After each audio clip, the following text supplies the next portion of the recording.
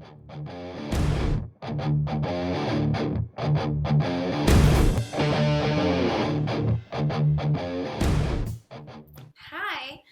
we're back, the Quirky Book Sirens. We are going to do something of kind of a different format this time around. Well, we're going to still do our old format, but revamping it a little bit. But this one is going to be like, does anybody remember like Siskel and Ebert at the movies? Well, thumbs up, thumbs down. Well, we are going to do books instead. And we thought we would actually like be in the same room when we did it together. We're sisters. So, the first book we're going to do is, we both read Cinder by Marissa Meyer. Now, this one is just like a little story behind it. I like kept hearing about how amazing this book was, and I was like, what? It's kind of weird, like a cyborg is like Cinderella. And, I mean, I, as a writer, twist fairy tales too, so I was kind of like, I don't know. But I thought, okay, what the hell, after a while, just because I kept hearing such things about it, and I started reading it, and I couldn't put it down, and it's just such an amazing book, and then I made her read it. I read the whole series. She still just read Cinder. Did you start Scarlet yet? I'm currently reading another book that I have to do for a review first before I move on to Scarlet. So it's 4 books.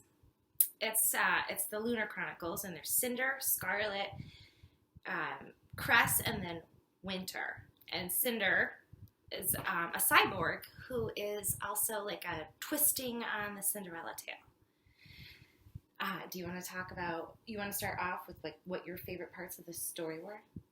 Okay, so first of all, this was a really good book, and if, I don't know, Siskel or Ebert, I'm very, very positive about what the future book's going to be.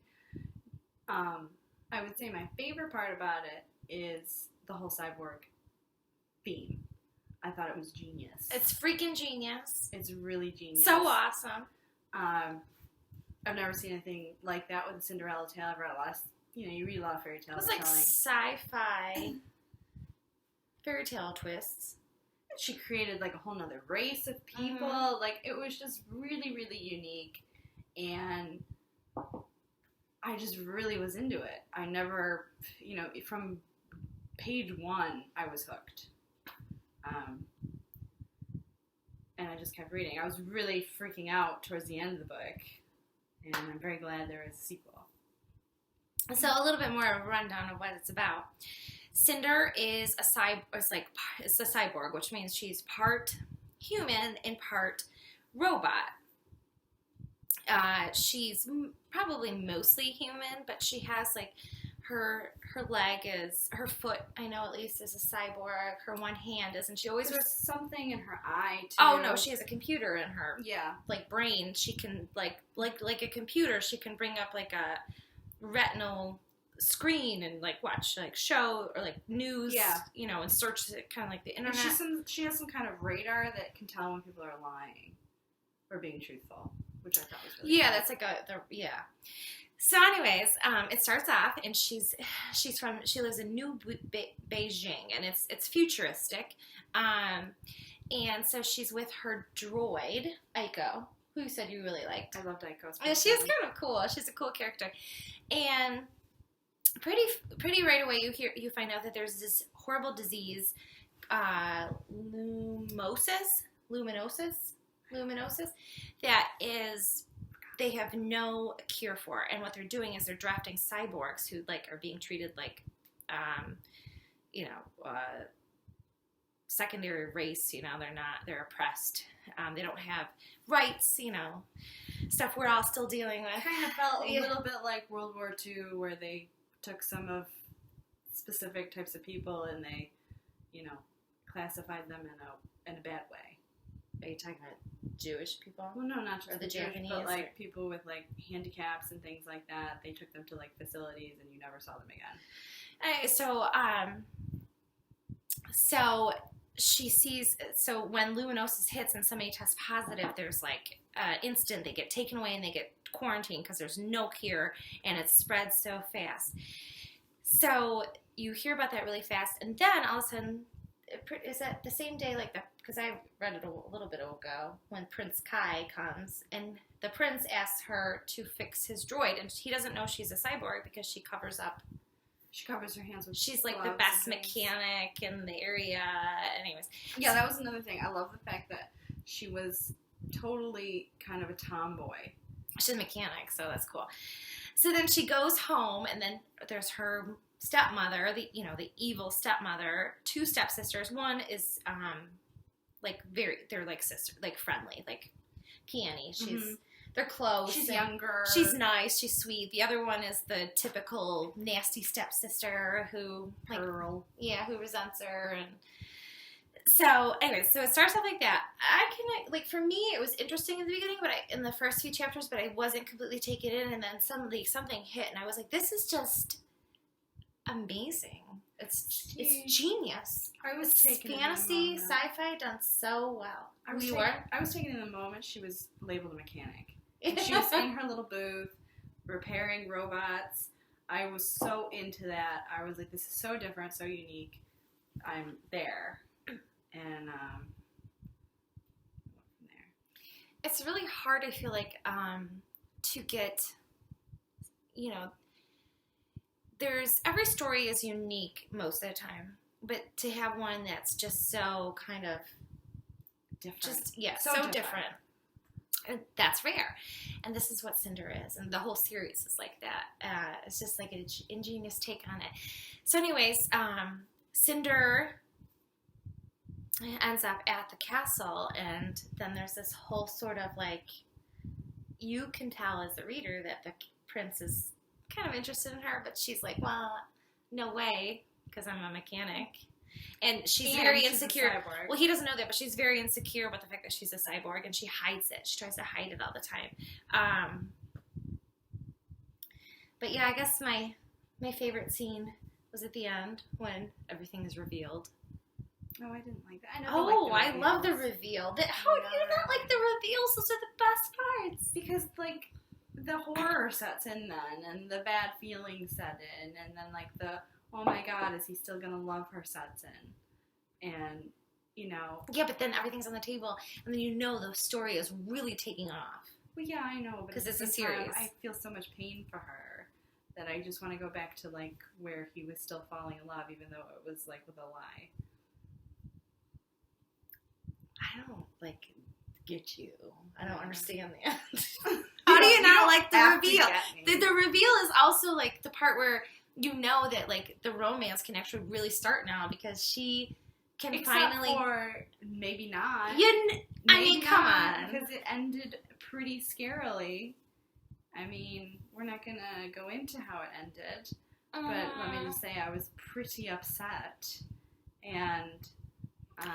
Well, she texted me and was really, really upset, wondering if that was the only book, and that it ended like that. And I'm like, hell no. Well, the Scarlet. Next book is called Scarlet, so I'm like, so we have a totally different protagonist. So where does this story? No, because it all intertwines. Because Cinder throughout all 4 books. Cinder still remains the main character, even though in each book you get introduced to a new character who, is something of is basically a main character in that book. It's their story. But Cinder's story is still the main story. They're like little ribbons that all interweave. Yeah, which makes me happy. Beautifully. Marissa Meyer, my hero. I love her. Soft drinks. Anyway, Scarlet, I think she'll like it because she likes wolves. I'm so cliche. I really am, but I am so into the werewolf thing. I like the whole hair thing. It's just in, like, the animalistic, and the man, especially specifically ruggedness, yeah. The violence, the violence. I do. I like the violence. Okay, then. What else? I do. I can't. I'm a unique. She's a little. That's why we're the Quirky Book Sirens, because she's a little strange in the normal life. And then Cress. So Scarlet was probably my least favorite, actually, but I loved it, but it was my least favorite of the 4. And then Cress was probably my second favorite because I love her character. She is so brilliant. Who's Cress supposed to be? We'll have fairy tale. Rapunzel. So we'll have to, and she's a computer hacker. Rapunzel. Oh, that sounds good. Yeah, she's my second favorite. Rapunzel, yeah. I love Winter too. Snow White. Oh, it's so cool. Anyways, the whole series is amazing, but we were just kind of doing Cinder. So I'm going to pick it up. Here it is. This is called The Quirky Book Sirens at the Bookshelf, although my bookshelf is really upstairs in my office, but it's a little too next to my son's bedroom, so we can't do our show there. So we brought some books down here. I plugged a couple of my own, because I'm an equal opportunist. But anyways, so do you have any more you want to say about the book? Let me think. I would say that I really thought it was really unique, as we've said before. I think. Do you have any criticisms? Criticisms? No. There's no criticisms. No, it was really good. I read it. 6 stars. It's really easy to read. 5 plus 1. It's YA, so it's going to be easy 5 to plus read. 5. Yep. It's thumbs up. Quick. I mean, it's a big book, but you can zip through it really, really quick. It's just an innocent love story so far. It's pretty PC. I thought it was really good for any audience, especially if you like a little sci-fi. It's got that little blend to it, and there's like a whole there's a lot. I feel like there's a lot of sci-fi. I mean, it's not super sci-fi, but there's a lot of sci-fi. Well, you have the space cyborg, involved. space, yeah.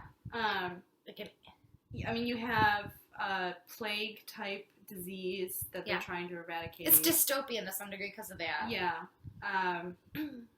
But then you have these really quality characters that are just really nice people. And I felt like I was rooting for her the entire time. And you like the main character. Oh yeah, she's a really likable character. Yeah. She's not you don't always have to like a main character in a book, like for the whole time. You should like him to some degree. But for Cinder, there's just like no reason to not like her, except for unless somebody didn't like her insecurities about being a cyborg. She's a misfit. She doesn't fit into society because she's got the cyborg element. And you find out more about her later on, which reveals even more about her character, which is really interesting. And it's a spoiler, so I'm not going to go into it. There's a really great character that's in the next book. A guy. He's like kind of like a space pirate. Oh, that's cool. He's like so cool. Very well drawn.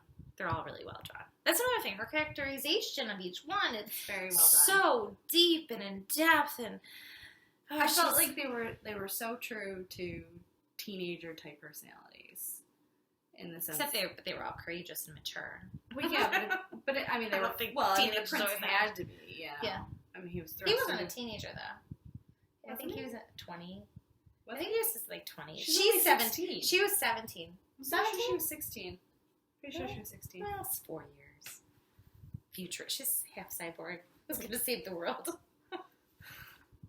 Anyway, so it was really good. I have no criticisms. Yeah. Me neither. Thumbs up. Thumbs to the rock'em.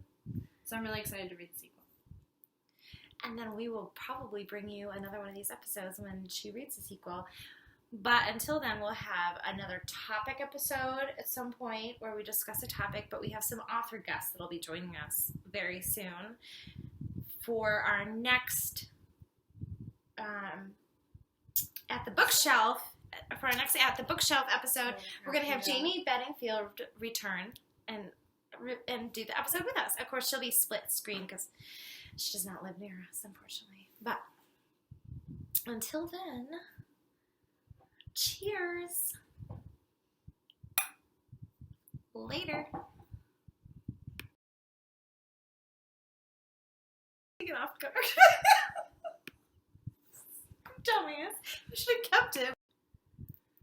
Hi, we're back. The Quirky Book Sirens. And we're kind of doing a new format. We're going to do a Siskel and Ebert kind of esque sort of thing, except with books. And as you can see, we have our display. This is me and my husband, Han Solo. Anyways, so we have...